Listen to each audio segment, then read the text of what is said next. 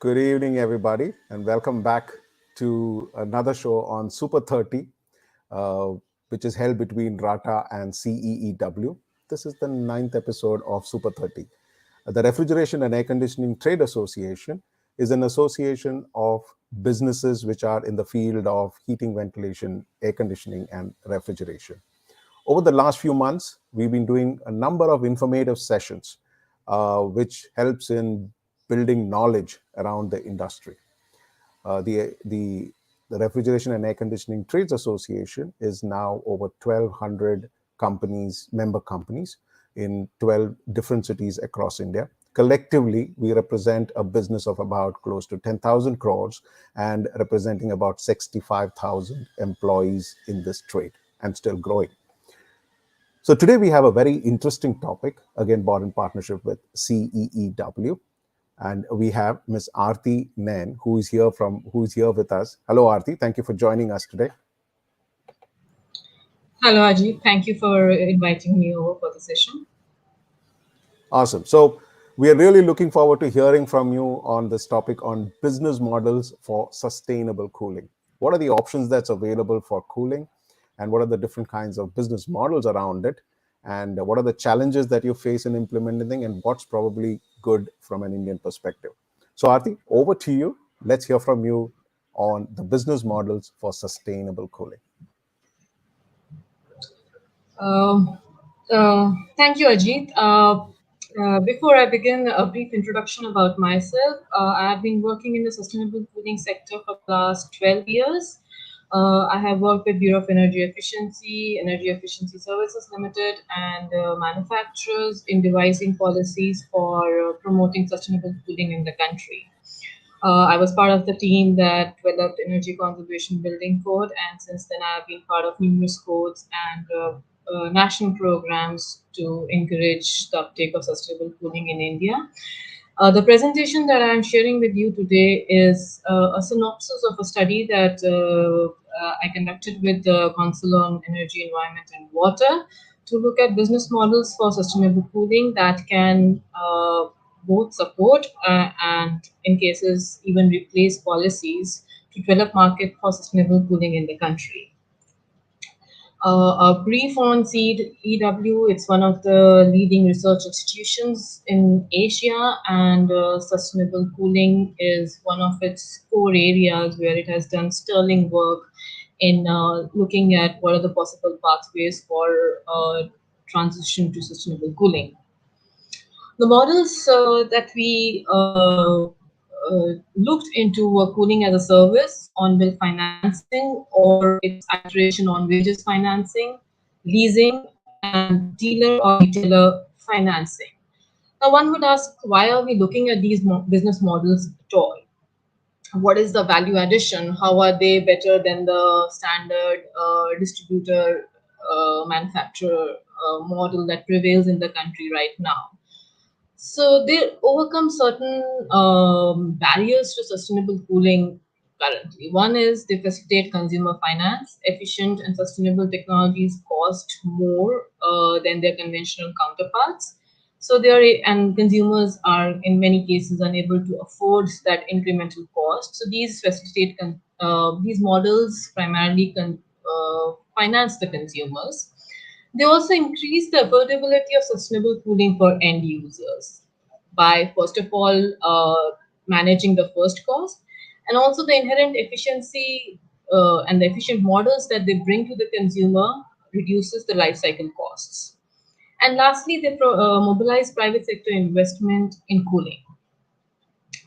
The first model, and probably the one that is making the most waves in India, is the cooling as a service. And let me amend that it is not only making waves in India but internationally also. The development sector, which includes UN development banks such as Asian Development Bank, and governments and the private sector are focusing on this as the next transformative action in cooling. This is basically a subscription model, very similar to Netflix. It's the most common example that I quote, that this is probably the Netflix cooling. So in this model, the service provider, or in other words, the CAS provider, finances the equipment, the services, the repair cost, and the utility bills, most importantly. So essentially, the user or the owner of the facility is free of all the hassles of managing a cooling or a heating system and focus on its core functions, the revenue generation functions. So that's why it's ideal for those businesses or activities where cooling is not a core function of the end user. It also decouples cooling from emissions because gas inherently encourages integration of efficiency with renewable energy. So it further decouples cooling from emissions. Now, the players in India are quite a few and they are prominent. Urja, Ecosyn, and Coolcrop are the three major enterprises that are focusing on providing cooling through this model to the agriculture sector. They work with a multitude of end users from small farmers to FPCs to communities, and they offer a multitude of technology. So it could be cold storage, it could be cold rooms, and all three have, I would say, fared well in the last 5 years or more since they started. Care and Smart Jewels, on the other hand, are focusing on the building sector. Care is actually a Singapore-based firm. They're working a lot in Southeast Asia. Have a tremendous portfolio of there of about 298 or 398 million worth of assets. Smart Jewels is started as an ESCO and now it has really taken to promoting cooling as a service, and they are also experiencing a fair amount of success in their ventures. Now, the key benefits and challenges with gas is in terms of benefits, you see a good deal of energy savings potential, about 50 to 50%. It induces efficiency inherently because efficient systems save energy and cost not only for the end user but also for the service provider, and thereby increases the profit margins for the service provider. It saves costs because system oversizing, which is really the bane of the cooling sector, that HVAC designers typically oversize their systems. That redundancy is removed because the service provider sees no point in providing cooling systems that will probably never be used, and it integrates artificial intelligence enabled controls more than any other model. Now, the appeal for lenders, there's another appeal which a lot of research is going into, is that there's a possibility that once there's a good portfolio of assets in term and revenues accrued by the service provider, the gas service provider, there's a possibility of securitizing and recapitalization through securitization in this model. There are challenges, of course, as is inherent in any model. One is that there's substantial upfront investment for the businesses, and that strains the businesses. They have to ensure that they have this capital flowing, that they can invest in their project. And in turn, because there's a high upfront investment, it sometimes slows the payback for investors who may be used to more aggressive paybacks in other sectors. Fluctuation in cooling demand, especially let's say in agriculture sector, can disturb project viability. It can disturb and distort your projections of revenues and profits, and also it kind of uh, changes the model of the ownership, the concept of ownership that Indian consumers are used to. That you own the air conditioning unit, you own the cooler, you own the fan. It is kind of changing that concept, and there is to some extent a cultural resistance to not owning the asset that one is using.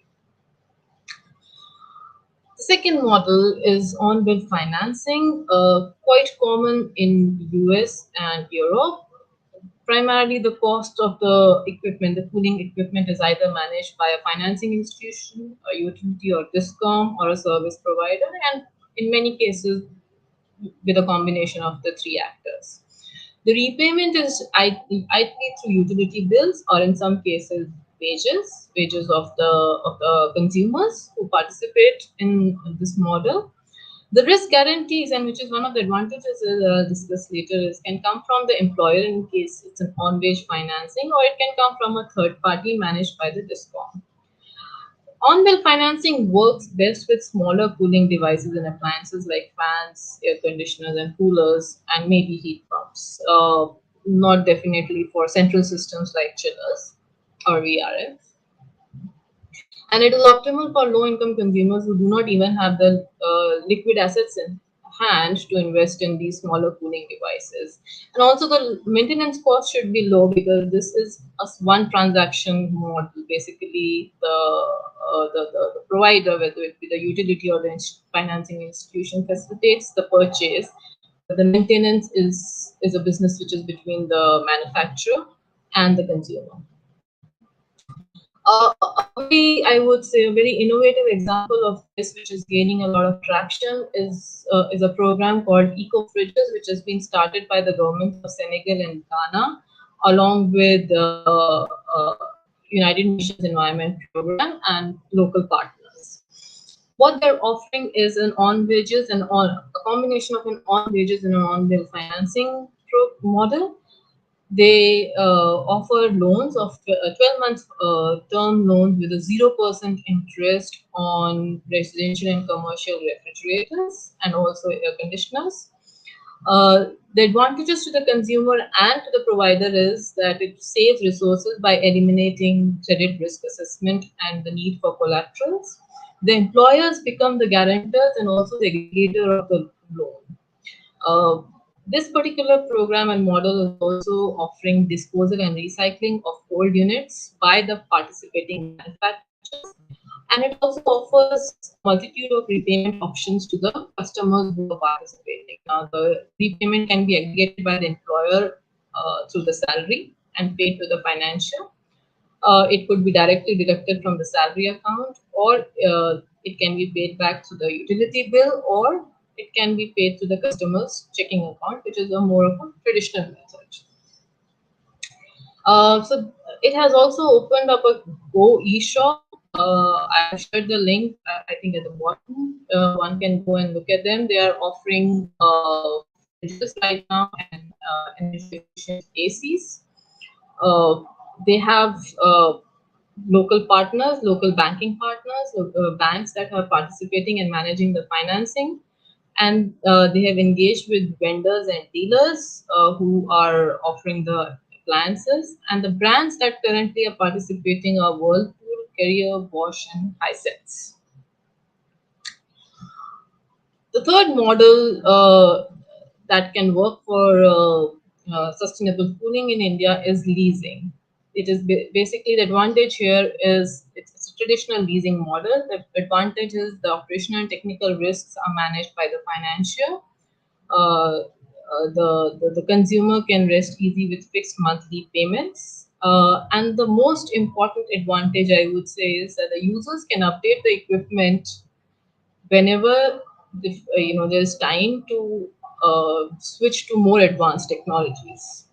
In terms of risk, there's always the risk of non-repayment of the loan, and one which has come out in all the examples of leasing is that if the accidental damages are not covered under the lease and the servicing provided by the dealers and the manufacturers is not of quality, that can actually increase the overall costs over and above what the fixed payments have asked for, and that can ruin the customer confidence in the model.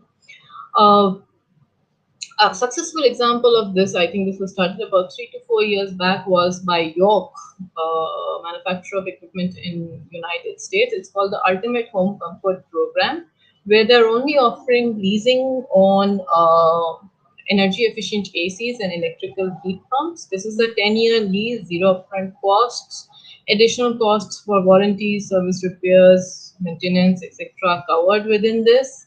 They have to the best of my knowledge, partnered with Wells Fargo, a financing company, to manage the finance, and they give again multiple exit options to the customers. They can either exit after paying the residual amount after 10 years, or they can extend the lease with new equipment. They started with a pilot where the consumers were able to achieve 53% savings, and about 50% of the consumers have signed up for this.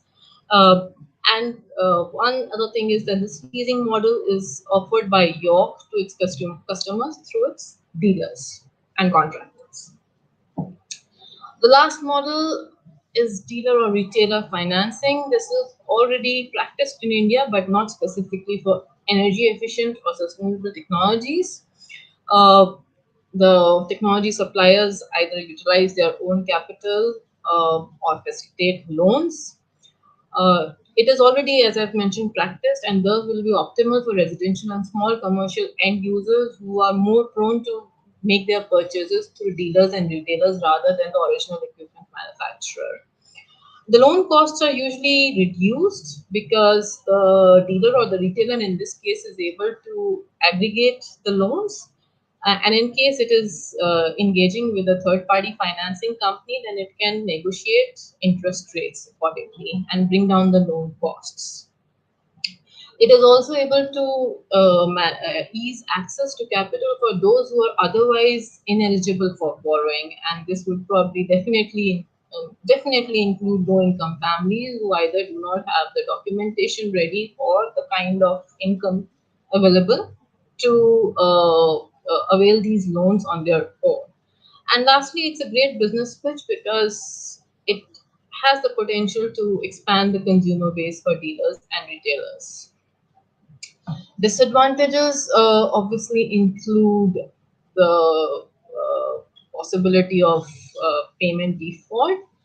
And lastly, and this is more of a policy issue, is that retailers and dealers are actually not obligated to participate in energy efficiency drives. So it could dampen the potential for this model in India. And the way around is that the standard enabling schemes managed in the country could bring retailers and dealers within the ambit of their policies and not just leave the onus of sustainability on the equipment manufacturers. Uh, Career and Train are, and there are many examples, but I have taken Career and Train dealer financing in North America. They are working with Wells Fargo. The terms of financing are easy.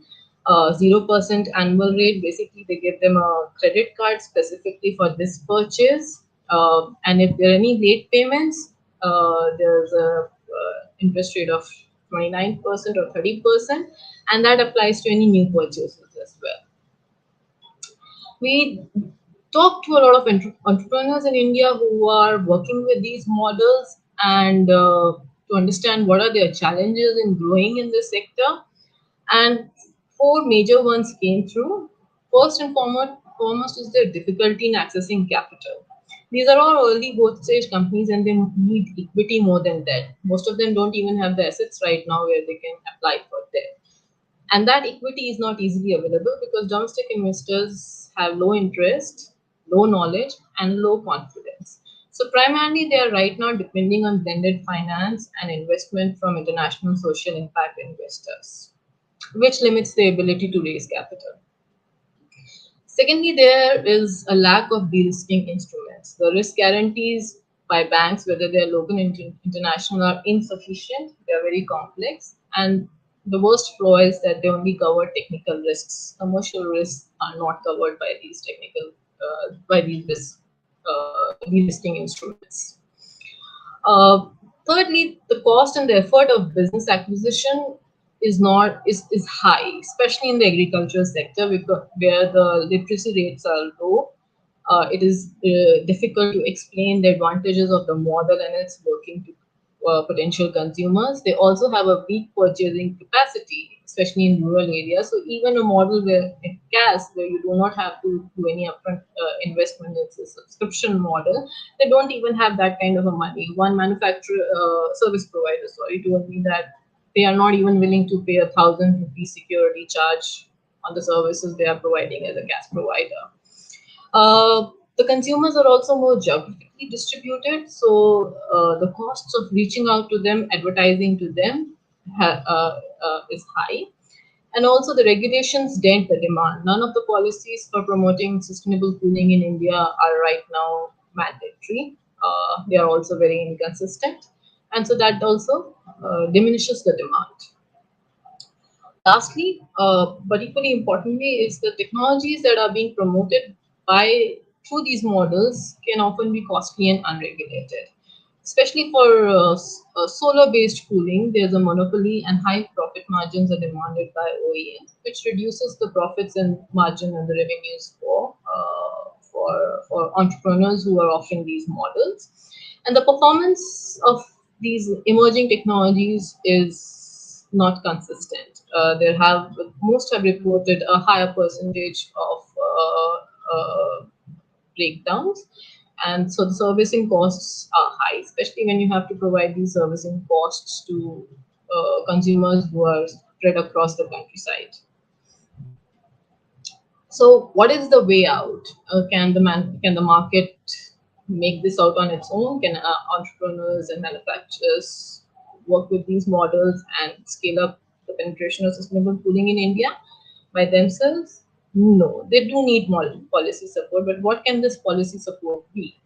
First and foremost is increasing investor confidence and fostering consumer confidence as well.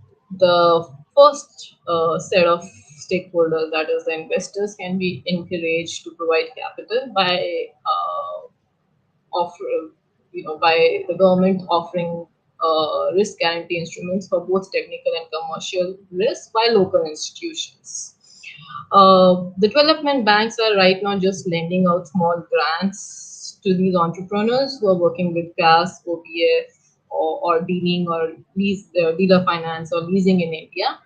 They can set up more equity based investment funds, which the investors currently are not doing. And lastly, and this could be a long process, is to sensitize the lenders to the value and the scalability of these ventures. The second one is more of a technical policy support. That means improving the performance standards for cooling technologies, formalizing them, and also to introduce new standards, especially for renewable energy powered and grid dependent cooling. The policies themselves need to be consistent. That is something that has come through again and again in our research from entrepreneurs, that the policies are not consistent and they are not expansive. So the first and the foremost could be to include all the stakeholders, that is the retailers, the dealers, and the distributors as responsible parties. Make the laws mandatory. The laws promoting sustainable cooling mandatory, at least for intensive energy users in this sector, if not for all, and also for public and municipal buildings. Demand side management programs by utilities in India is a high impact sector if it is managed well. Currently, the regulations are so weak that most utilities have no incentive to actually implement demand side management programs where they could offer these the smaller cooling appliances to their customers. Stronger state level demand side regulations could change that scenario.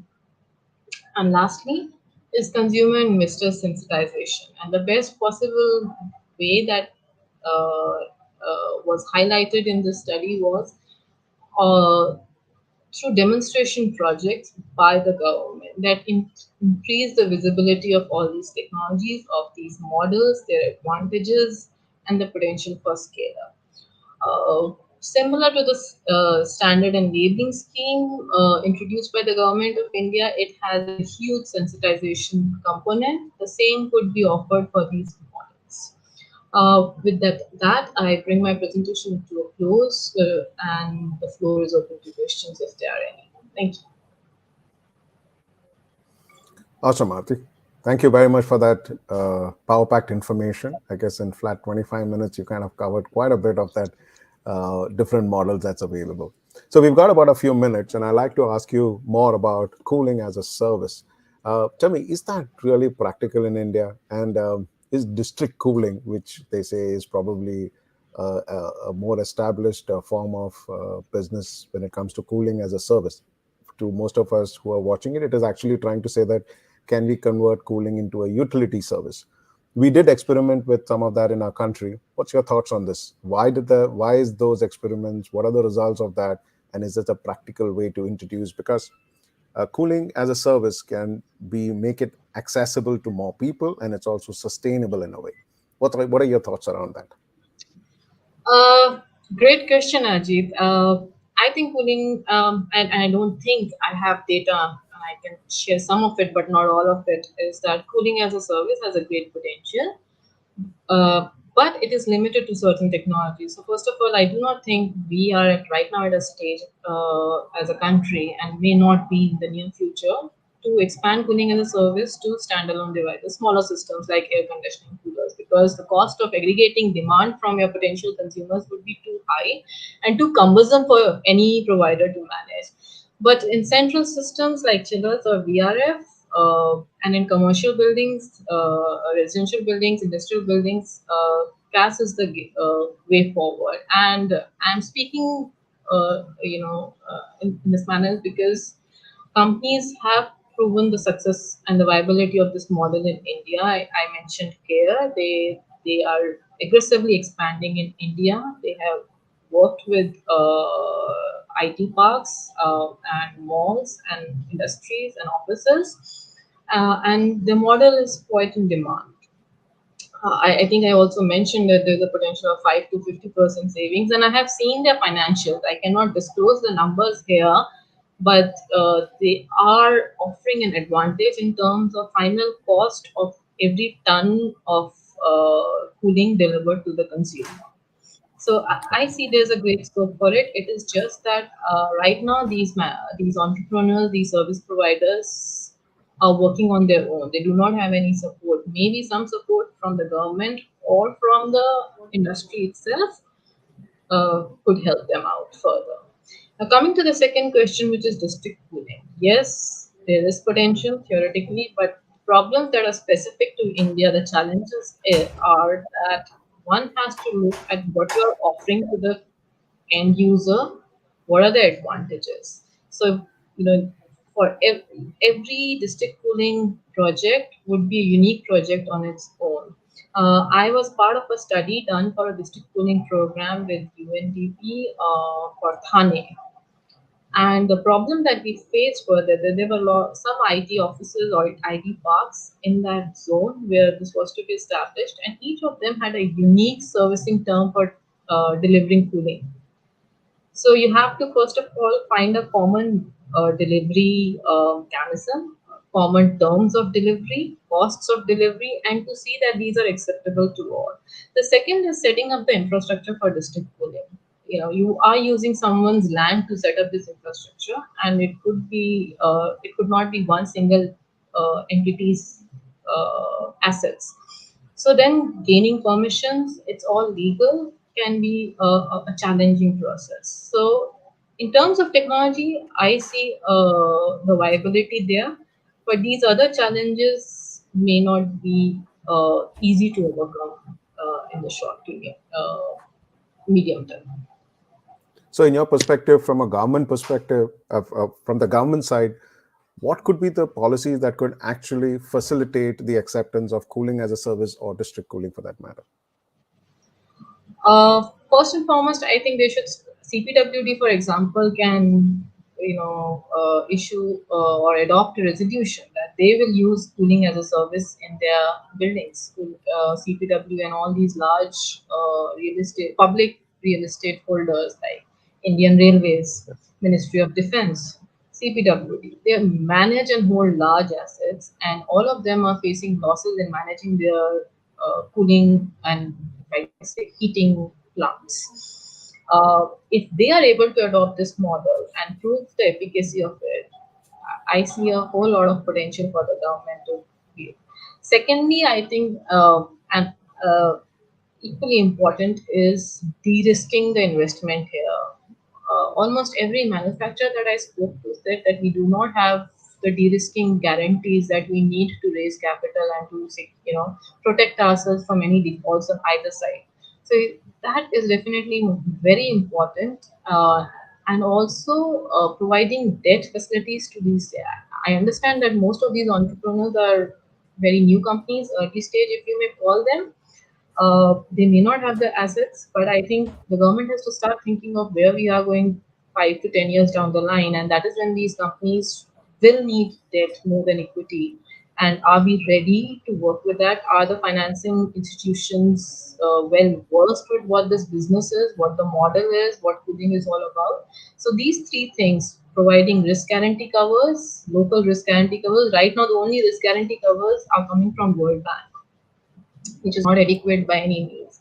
So local banks must step forward, not for just for risk guarantees, but also for providing debt. And lastly, I think the confidence has to be built by the government itself taking the lead in adopting these models. Amazing, Arthur. Thank you so much for that information. It's just opened up a whole new thinking line, both from a government and also from entrepreneurs who are from the HVAC&R industry. And before we wind up, you think apart from space cooling, CAS could be a model to solve the cold chain refrigeration industry? I'm sorry, could you please repeat? The cold chain refrigeration industry Yes, is also cold chain, something yes. that is Model, yes. Yes, this model amazing. is all these models are equally applicable, especially gas is very much applicable to cold chain. Good. Awesome. So that's great information. Food for thought for all the entrepreneurs from the industry to think about some new business models that's evolving and how you could step up on that. Thank you so much, Aarti, for your time. That's been a valuable Thanks session. so much That for 30 minutes inviting me. is power packed with lots of information. Thank you, and thanks CEW for being with us today. Thank you very much. Thank you for having me. Thank you.